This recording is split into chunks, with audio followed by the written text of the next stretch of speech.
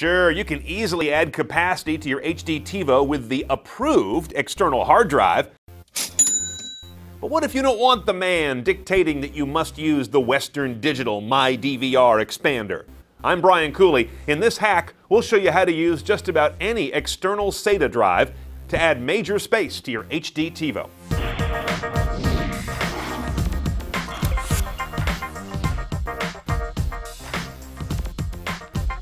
Now, first thing I want you to do is take your TiVo, disconnect it from your television, and disconnect it from power. Then you're going to remove the screws on the back.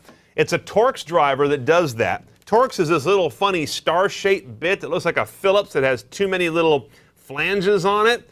T10 is the size. Now, when you're opening up anything like this, it isn't just the fact that it's not plugged in, but the fact that it has capacitors that make it dangerous. So don't touch any of these power caps. These big things in the power supply, they're still full of juice and can knock you on your butt. Now, I want to get this drive out of here because we have to marry this to the external drive that we're going to be adding. So again, being careful with your Torx 10 tool, get in there and unscrew that carrier that it sits on. You might want to magnetize this thing also to get that screw out of there. Give it a good whack on the side of a marble counter or a piece of concrete sidewalk. And here's your combo SATA connector, which is both power on the left, data on the back. That whole thing comes off of there like so. And there's your drive. You can leave this little sled that it lives on attached to it. Now, the next thing to do is to take your external SATA drive and take the bare drive out of the case. I'm taking off these lids, and as you can see, I'm going to void the warranty. Bear that in mind. So there goes that. And now I'm going to crack the case on this side as well. And again, it'll vary with every drive that you use. But that's going to be how I get to my bare drive. And I'd mark this one, in fact, with a Sharpie or a pen or something as your external, just so you don't mix these two up. Now, my two drives are over here. They both have to be connected to data and power while the PC is off, and then we're going to get in there and we're going to work on them. So take these two SATA data cables and connect those. They only go one way because SATA data cables are keyed. There's one there, and there goes one right there. Okay, now they need power. I've got one SATA power over here. Again, it's keyed, so you can't put it on wrong. And the other one I'll put up here. Be careful when you're laying a drive on your computer, like I'm doing. Don't short things out. So I'm going to get a piece of paper or a piece of cardboard to set on here so I don't have metal touching metal. Now notice I haven't disconnected my system drive because the machine still has to boot. I've just added these two drives to two unused SATA ports. Now, I've already installed WinMFS on here, which is our utility. It's going to do several drive operations within Windows to get these guys to see each other. Now go to File, select Drive. Also, click Show Mounted Drive over here in the bottom right to show every drive that is mounted. And now you can see we've got two drives to choose from.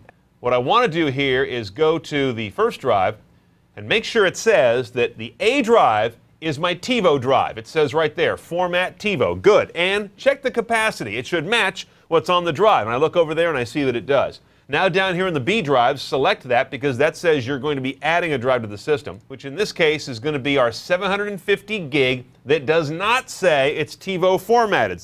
Okay, that's good. Now we'll hit Select. Now go to Tools, MFS Add, and say yes, and cross your fingers, because that kind of warning is always nervous, but you're doing the right thing. Okay, now I'm going to close out of WinMFS. I'm going to shut down my system, and I'm going to pull these drives and put them back into the TiVo. Starting with my old internal drive, I want to put that back in the TiVo chassis first. Then reconnect your multi-adapter here that does power and data. Now I'll take the external drive off of here. I'm going to put it back into the external enclosure enough to hook it up and test it. Okay, now we're booting up our TiVo with everything connected and powered up. When it's done, you'll go to your settings screen, you'll see all the specs there, and you'll see the new added capacity of the two drives. We had 160 in there. We just added 750. You don't get the full capacity because there's formatting losses in there, but still, we're somewhere in the vicinity of 900 gig on this guy. That's an enormous jump for an inexpensive external drive edition, and what, maybe an hour of our time? Here's a note though, you've got to keep this external drive powered up and connected forever to this TiVo or you'll lose any new recordings made since the upgrade, so be aware of that. Okay, that's how you're going to hack your TiVo to add just about any external eSATA drive you want. Do it for a very efficient price and just a little bit of elbow grease. Hope you enjoyed it. Go do it to yours.